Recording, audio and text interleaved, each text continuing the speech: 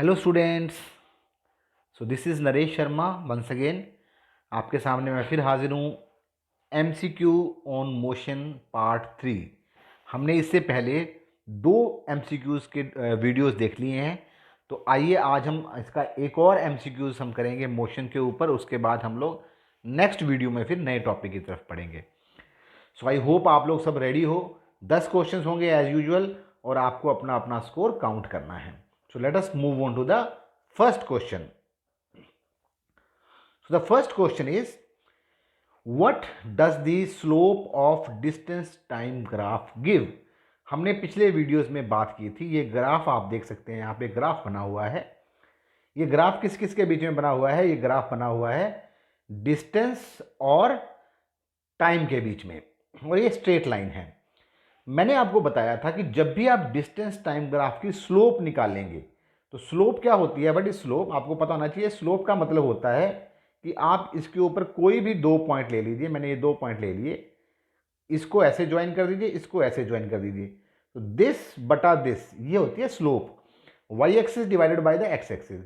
और distance time graph के अंदर ये जो स्लोप होती है वो हमें क्या बताती है? वो हमें स्पीड के बारे में बताती है। तो इसका जो सही आंसर आएगा, the answer will be speed. C is the right answer. पहले क्वेश्चन का आंसर क्या आया था हमारा? Speed. Let us move on to the next. Which of the following quantities is considered as vector quantity? देखिए, 2 तरह की क्वांटिटीज होती हैं। एक स्केलर क्वांटिटी, हमने पीछे भी एमसीक्यूज में क्वेश्चंस किए हैं। कुछ क्वांटिटीज को डिस्क्राइब करने के लिए हमें डायरेक्शन की जरूरत पड़ती है, मैग्नीट्यूड की भी पड़ती है। ऐसी क्वांटिटीज को हम लोग वेक्टर क्वांटिटीज कहते हैं। जबकि कुछ क्वांटिटीज ऐसी होती हैं जिनको सिर्फ मैग्नीट्यूड की जरूरत पड़ती है, उसे हम स्केलर क्वांटिटीज कहते हैं। तो यहां जरा देख लेते हैं हम लोग। जो टेम्परेचर है, वो टेम्परेचर में डायरेक्शन की जरूरत नहीं है, तो इट्स ए स्केलर क्वांटिटी। मास भी एक स्केलर क्वांटिटी है, डिस्टेंस भी एक स्केलर क्वांटिटी है, क्योंकि उसमें डायरेक्शन का चक्कर नहीं होता। यस, डिस्प्लेसमेंट, इसमें हमें displacement is the shortest distance between 2 points, तो इसमें डायरेक्शन का चक्कर पड़ेगा। इसलिए डिस्प्लेसमेंट जो है वो एक वेक्टर क्वांटिटी है। तो इसका आंसर आएगा C, displacement. Let us move on to the next question. अरे, ये क्वेश्चन बड़ा अच्छा लग रहा है मेरे को। Find the displacement for a hiker who walk 3.5 miles north and then turns around and walk 3 kilometre 3 miles south. यहां पे माइल्स दिए, उसने किलोमीटर नहीं दिए। तो ये क्वेश्चन कुछ ऐसे बन रहा है। मान लीजिए ये नॉर्थ ऊपर की तरफ है, मान लीजिए यहां पे हमारा नॉर्थ है। तो पहले जी ये गया 3.5 माइल्स ऊपर, फिर ये टर्न अराउंड हो गया, वापस मुड़ गया, फिर आया 3 नीचे। तो ये डिस्टेंस जो थी, ये सारी की सारी, ये तो थी हमारी जी कितनी? 3.50 माइल्स, है ना? 3.50 माइल्स। और ये वापस कितना आ गया? 3 तो नीचे ही आ गया वापस ना। तो रही कितनी हमारे पास? 0.50। अब ऑप्शंस देखते हैं। 0.50 माइल्स, ये ठीक लग रही है ऑप्शन। आगे देख लेते हैं। 1.50 माइल्स, ये तो गलत है। आगे वो कह रहा है 0.5 माइल्स नॉर्थ। उसने डिस्प्लेसमेंट पूछा है। क्योंकि डिस्प्लेसमेंट एक वेक्टर क्वांटिटी होती है, तो वेक्टर क्वांटिटी में तो भैया जी हमें क्या जरूरत होती है? हमें डायरेक्शन की जरूरत भी होती है। इसका मतलब इसका आंसर आएगा सी, आंसर आएगा 0.50 माइल्स नॉर्थ। तो this is the question number 3rd। Let us move on to the question number 4। This is also a very good question. Question is, a person travel A to B and again he travel from B to A. अच्छा जी, पहले वो ऐसे गया यहाँ से ए से B तक, ओके, हमें नहीं पता डिस्टेंस कितनी है, और फिर बी से ए वापस आ गया। तो distance and displacement will be same. Same तो नहीं होगी, डिस्टेंस तो ये ज़्यादा होगी, और डिस्प्लेसमेंट तो क्योंकि वो वहीं वापस आ गया तो 0 हो गई है। Distance will be more than displacement. हाँ, ये आंसर ठीक लग रहा है मेरे को। दूरी ज़्यादा होगी, डिस्प्लेसमेंट कम होगी। Displacement will be more than distance, नहीं, ऐसा कभी भी नहीं होता।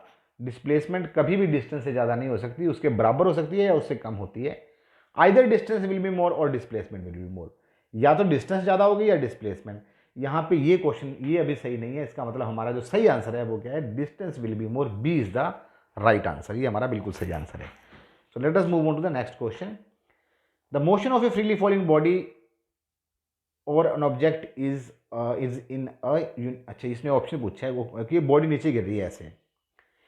तो जब भी बॉडी नीचे गिरती है तो उसके ऊपर एक्सेलेरेशन ड्यू टू ग्रेविटी लगती है कितनी, 9.8। धरती के ऊपर इसकी वैल्यू 9.8 मीटर पर सेकंड स्क्वायर होती है जी। तो ये यूनिफॉर्मली एक्सेलेटेड मोशन है, क्योंकि ये ना तो बढ़ रही है एक्सेलेरेशन ना घट रही है, एक्सेलेरेशन 9.8 ही है। तो इसका मतलब इसका आंसर क्या आएगा, यूनिफॉर्मली एक्सेलेटेड, मतलब उसकी स्पीड बढ़ती जाएगी बॉडी। आप इसको ऐसे समझो, स्पीड बढ़ती जाएगी, स्पीड इंक्रीज होती चली जाएगी जैसे जैसे वो नीचे आती चली जाएगी। तो इसका आंसर आएगा uniformly accelerated motion. Let us move to the next question. ये क्वेश्चन भी अच्छा क्वेश्चन है जी। कहता है एक ऑब्जेक्ट है, ए से बी की तरफ जाता है, ये रहा जी ए, ये रहा ए, ये रहा बी, ये रहा सी। पहले ए से बी जाता है, फिर बी से सी जाता है, फिर सी से वापस बी पे आ जाता है। Okay, what will the distance. अब डिस्टेंस देखते हैं, पहले कहते हैं डिस्टेंस है, डिस्प्लेसमेंट पूछा उसने। तो 5 किलोमीटर तो ये हो गया जी, और 9 आ गया तो 4 ये हो गया, 5 और 4 9, फिर वापस 4 किलोमीटर आ गया, बी पे आ गया ना। तो इसकी डिस्टेंस तो आएगी 13 किलोमीटर जी, डिस्टेंस तो आएगी 13 किलोमीटर। और डिस्प्लेसमेंट ए और बी में जो शॉर्टेस्ट डिस्टेंस कितनी है, 5 किलोमीटर है। तो इसका आंसर आएगा 13 किलोमीटर और 5 किलोमीटर, यानी कि C is the right answer. This is a good question. आगे बढ़ते हैं क्वेश्चन नंबर 7 की तरफ। ये क्वेश्चन भी अच्छा है। An object moves from A to B, अच्छा जी, ए से बी से सी से डी से ए। तो डिस्टेंस और डिस्प्लेसमेंट निकालने। तो डिस्टेंस क्या था, सारी दूरी होगी हमारे पास, 3 और 5 8, 8 3 11, 11 और 5 16। ओके, 16 तो 3 में आ रही है। और डिस्प्लेसमेंट क्योंकि वो यहीं से चला था और घूम फिर के वापस यहीं पे आ गया है, वो हुआ क्या, वो ए से चला ऐसे और ऐसे वापस आ गया। तो डिस्प्लेसमेंट 0 हो गई, तो इसका आंसर सी आएगा, 16 मीटर और 0 मीटर।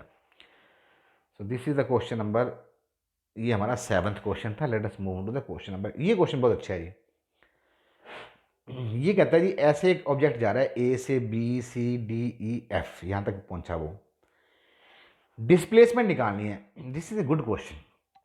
अब ये एक डब्बा 0.5 का है, डिस्प्लेसमेंट होता है ए और एफ के बीच में शॉर्टेस्ट डिस्टेंस, तो ये है जी शॉर्टेस्ट डिस्टेंस और भी। तो इसके लिए हमें ये डिस्टेंस निकालने के लिए हम इस ट्रायंगल को पूरा कर लेते हैं। This is right angle triangle. अब ये कितना है, व्हाट इज बेस, बेस कितना है, 0.5 का एक डब्बा था, 1 2 3 4, तो बेस 2 बन गया जी, 2 किलोमीटर का।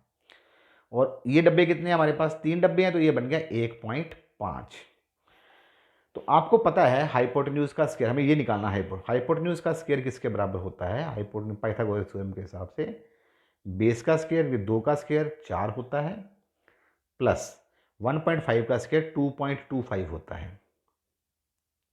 जोड़ देंगे इसको तो एच स्क्वायर बन जाएगा 6.25, एच स्क्वायर बन जाएगा, H square will be equal to 6.25, और एच कितना बन जाएगा, रूट 6.25, 6.25। तो 6.25 का जो अगर हम निकाल लें स्क्वायर रूट तो 2.5 आता है, तो इसका आंसर आएगा 2.5 किलोमीटर। यहाँ पे तो कोई भी ऑप्शन नहीं है 2.5 किलोमीटर की, सो इसका मतलब इसमें से कोई ऑप्शन करेक्ट नहीं है ना। 6.25 का इसके हमें डिस्प्लेसमेंट निकालनी थी, इसका आंसर 2.5 आएगा जी, 2.5 किलोमीटर।